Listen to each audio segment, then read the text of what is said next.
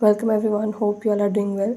In this video, I will show how you can fix touch not working problem on Samsung Galaxy F16. Before starting this video, please press the bell icon or do subscribe this channel. Let's start our video without wasting any time.